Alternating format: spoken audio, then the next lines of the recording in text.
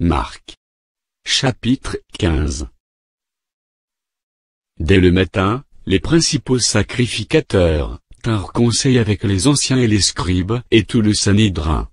Après avoir lié Jésus, ils l'emmenèrent, et le livrèrent à Pilate. Pilate l'interrogea, « Es-tu le roi des Juifs ?» Jésus lui répondit, « Tu le dis. » Les principaux sacrificateurs portaient contre lui plusieurs accusations. Pilate l'interrogea de nouveau, « Ne réponds-tu rien ? Vois de combien de choses il t'accuse. » Et Jésus ne fit plus aucune réponse, ce qui étonna Pilate. À chaque fête, il relâcha un prisonnier, celui que demandait la foule. Il y avait en prison un nommé Barabbas avec ses complices, pour un meurtre qu'ils avaient commis dans une sédition. La foule, étant montée, se mit à demander ce qu'il avait coutume de leur accorder. Pilate leur répondit, « Voulez-vous que je vous relâche le roi des Juifs ?» Car il savait que c'était par envie, que les principaux sacrificateurs l'avaient livré. Mais les chefs des sacrificateurs excitèrent la foule, afin que Pilate leur relâchât plutôt Barabbas. Pilate, reprenant la parole, leur dit, « Que voulez-vous donc que je fasse de celui que vous appelez le roi des Juifs ?» Ils crièrent de nouveau, « Crucifie-le !» Pilate leur dit, « Quel mal a-t-il fait ?» Et ils crièrent encore plus fort, « Crucifie-le !» Pilate, voulant satisfaire la foule, leur relâcha Barabbas, et, après avoir fait battre de verges Jésus, il le livra pour être crucifié. Les soldats conduisirent Jésus dans l'intérieur de la cour, c'est-à-dire dans le prétoire, et ils assemblèrent toute la cohorte.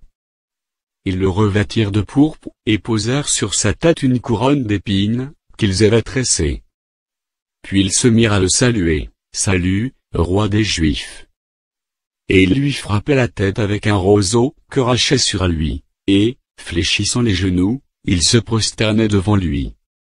Après s'être ainsi moqués de lui, ils lui ôtèrent la pourpre, lui remirent ses vêtements, et l'emmenèrent pour le crucifier. Ils forcèrent à porter la croix de Jésus un passant, qui revenait des champs, Simon de Cyrène, père d'Alexandre et de Rufus, et ils conduisirent Jésus au lieu nommé Golgotha, ce qui signifie lieu du crâne. Ils lui donnèrent à boire du vin mêlé de myrrhe, mais il ne le prit pas. Ils le crucifièrent, et se partagèrent ses vêtements, en tirant au sort pour savoir ce que chacun aurait. C'était la 3e heure, quand ils le crucifièrent. L'inscription indiquant le sujet de sa condamnation portait ces mots, « Le roi des Juifs ». Ils crucifièrent avec lui 2 brigands, l'un à sa droite, et l'autre à sa gauche. Ainsi fut accompli ce que dit l'Écriture, il a été mis au nombre des malfaiteurs.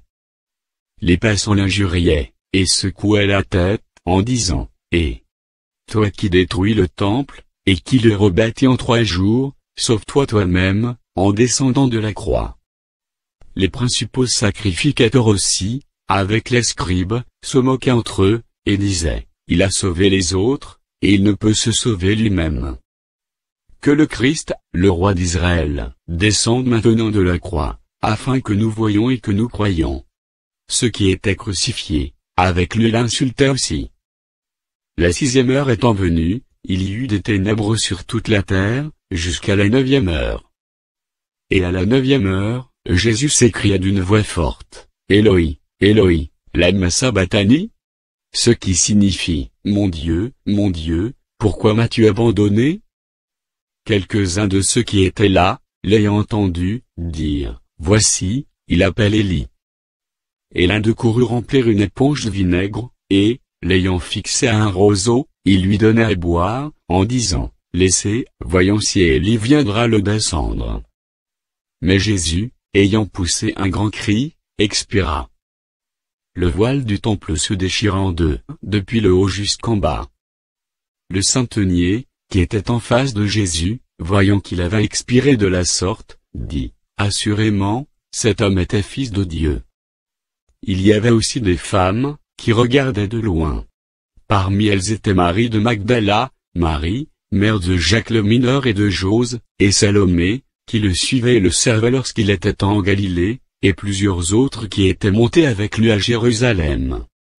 le soir étant venu, comme c'était la préparation, c'est-à-dire la veille du sabbat, arriva Joseph d'Arimathée, conseiller de distinction, qui lui-même attendait aussi le royaume de Dieu.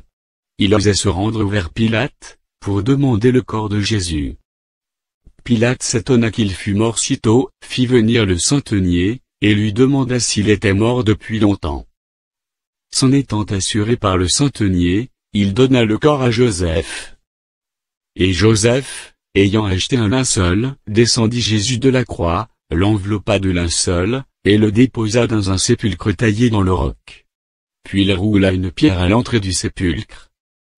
Marie de Magdala, et Marie, mère de Jose, regardaient où on le mettait.